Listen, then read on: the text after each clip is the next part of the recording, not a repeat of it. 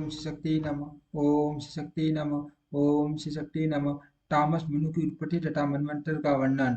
मार्कंडेय जी कहते हैं, मुने इस पृथ्वी पर स्वराष्ट्र नामक एक विख्यात राजा हो गए जो बड़े पराक्रमी थे। उन्होंने अनेक यज्ञों का अनुष्ठान किया था और वे संग्राम में कभी पीठ नहीं दिखाते थे। राजा के मंत्री मंत्री की आराधना से प्रसन्न होकर भगवान सूर्य ने राजा को बहुत बड़ी आयु प्रदान की थी। राजा राजा के 100 स्त्रियां थी, किंतु वे उनकी पार्टी बड़ी बड़ी आयु से युक्त न होने के कारण समय अनुसार मृत्यु को प्राप्त हुई। इसी प्रकार धीरे धीरे राजा के मंत्री और सेवक भी काल के गाल में चले गए। उन सब के अभाव में राजा का शीत उद्विग्न रहने लगा। प्रतिदिन उनकी शक्ति क्षीण होने लगी। उन्हें वीर्य से हीन एवं दुखी दुखी जानकर विमट नाम के एक राजा ने आक्रमण किया और उनको उनको राज्यच्युत कर दिया। राज्य से च्युत होने पर वह विरक्त हो वन में चले गए और बीतस्ता जेलम नदी के तट पर रहकर तपस्या करने लगे। वे गर्मी में गर्मी में पंचाग्नि सेवन करते, बरसात में मैदान में रहकर वर्षा के जल को शरीर पर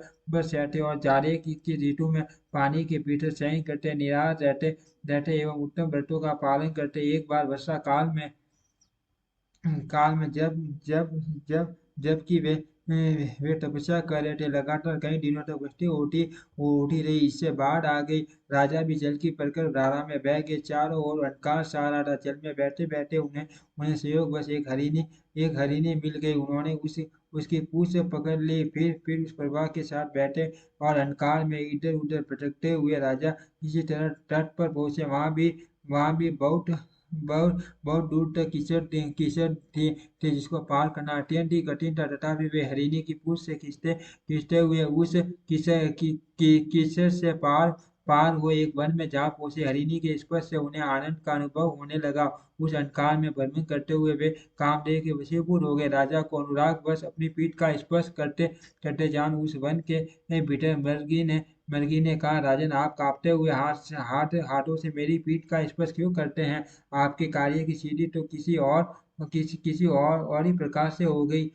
राजा ने पूछा, मृगी, आप कौन हैं और मनुष्य की तरह कैसे बोलती हैं? मृगी बोली, राजन, मैं पहले आपकी प्यारी प्यारी पत्नी थी। मेरा नाम नाम उत्पलावती था। मैं ढूंढ धनवा की पुत्री और आपकी 100 रानियों में प्रधान थी। राजा ने पूछा, उत्पलावती तो बड़ी पतिव्रता और धर्मपरायण थी, वह ऐसी किस प्रकार हुई? उसने कौन सा ऐसा कार्य किया जिससे उसे मर्गिनी होनी मर्गी की योनि में आना पड़ा? मर्गी बोली बोली राजन, मैं बाल्यावस्था में जब पिता के घर पर थी, सखियों के साथ एक दिन वन में घूमने गई थी। वहां मैंने मर्गी के साथ समागम करते हुए एक मर्ग को देखा। मैं उसके बिल्कुल निकट थी। वह अर्थ मैंने उस मर्गी को मारा मारा। मुझसे डर कर वह मर्गी अनितर गई। तब मर्ग ने कुपित होकर कहा, ओ मूर्खे मूर्खे, तू क्यों इतनी बटवारी हो रही है? तेरी इस दुष्टता को धिक्कार है। उस मर्ग की मनुष्य के समान वाणी सुनकर मैं डर गई और बोली, आप कौन हो? उसने उत्तर दिया, मैं निर्वटिक सक्सु नामक मुनि का पुत्र हूँ। मेरा नाम सूटपा है। मर्गी से संभोग करने की इच्छा होने के कारण मैं मर्ग हो गया। प्रेमवश मैंने इस मर्गी का अनुसरण किया था और इसने भी मेरी अभिलाषा की थी, परंतु आपने आकर मुझसे उसका वियोग करा दिया। इसीलिए मैं आपको अभी श्राप देता हूँ। मैंने कहा, मुने, मैंने अनजाने में आपका अपराध किया है। अतः कृपा करके मुझे श्राप न दीजिए। मेरे यो कहने पर वे मुनि इस प्रकार बोले, यदि आप अपने को दे सुखी दे सकूं दे सकूं आपके गर्भ से पुत्र उत्पन्न कर सकूं तो मुझे श्राप नहीं दूंगा। तो आपको श्राप नहीं दूंगा। मैंने कहा, मैं न तो मर्गी हूँ और न वन में मर्गी का रूप धारण करके ही घूमते हुए। अतः मेरी ओर से अपना मन हटा लीजिए, आपको दूसरी कोई मर्गी मिल जाएगी। मेरी यह बात सुनकर मुनि की आंखें क्रोध से लाल हो गई। उनके ओठ कांपने लगा। वे बोले, ओ नादान, आप कहती है मैं मर्गी नहीं हूँ तो ले आप मर्गी ही हो जाएगी। तब मैं अत्यंत दुखित हो मुनि को प्रणाम करके बोली, आपने मुझ पर प्रसन्न हुई आप मुने मुने मुझ पर प्रसन्न हुई। मैं अभी बालिका हूँ, बोलने का ढंग नहीं जानती। मुनिवर, पिता के न रहने पर ही स्त्री स्वयं अपना पति चुनती है। मेरे पिताजी तो अभी जीवित हैं, फिर कैसे मैं आपका वरण कर सकती हूँ, अथवा सारा अपराध मेरा ही है। फिर भी आप प्रसन्न होइए, मैं आपके चरणों में प्रणाम करती हूँ। तब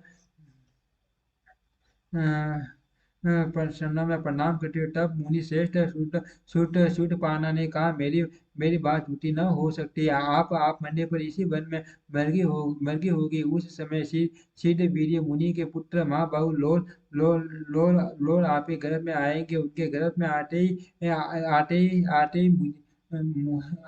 आप अपने अपने पूरे जन्म का स्मरण होगा। फिर स्मरण शक्ति शक्ति प्राप्त करके आप मानवीय की भांति बोलने लगेगी। उस ग्रह के उत्पन्न होने पर आप मृगी के शरीर से मुक्त हो जाएगी। उस ग्रह के उत्पन्न होने पर आप मृगी के शरीर से उत्पन्न हो जाएगी। शरीर से मुक्त हो जाएगी और पति से समादत्त हो उन लोकों में जाएगी जहाँ जहाँ कुकर्मी मनुष्य कदापि न जा सकते। लोल भी बड़े पराक्रमी होंगे और अपने पिता के शत्रुओं को मारकर सारी पृथ्वी अपने अधिकार में कर लेंगे। तत्पश्चात वे मनु के पद पर प्रतिष्ठित होंगे। इस प्रकार साप मिलने पर मैं तिर की योनि में आई हूँ। आपके शरीर का स्पर्श होने मात्र से मेरे उदर में गर्भ स्थापित हो गया है। मलकी के यूं कहने पर राजा को बड़ी प्रसन्नता हुई। उन्होंने सोचा, मेरा पुत्र मेरे शत्रुओं को परास्त करके इस पृथ्वी पर मनु होगा, यह कितने आनंद की बात है। तदनंतर कुछ काल के पश्चात मलकी ने उत्तम लक्षणों से संपन्न पुत्रों को जन्म दिया। उसके उत्पन्न होने पर संपूर्ण भूत आनंद का अनुभव करने लगे।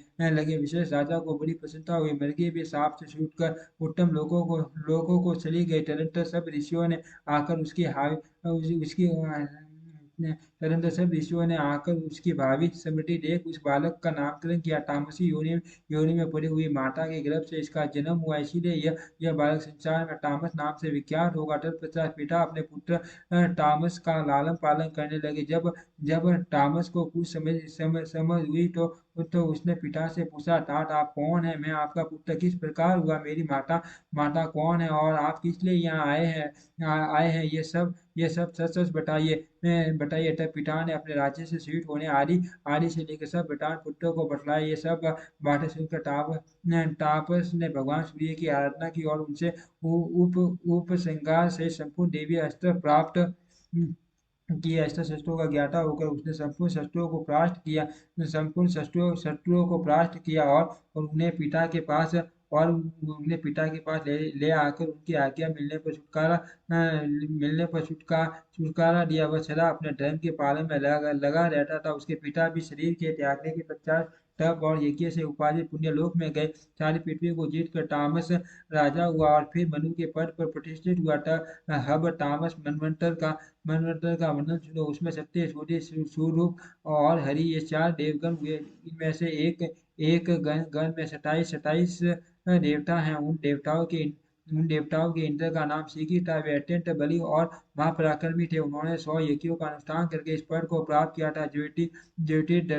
धर्मा धर्मा पुरु काव्य शत्र अग्नि बालक और पीवर, यही 60 उस समय के सप्त ऋषि थे। नर शांति शांत दान जानु और जंग आदि महाबली राजा तामस मनु के पुत्र थे। ओम श्री शक्ति नमः। ओम श्री शक्ति नमः। ओम श्री शक्ति नमः। ओम श्री शक्ति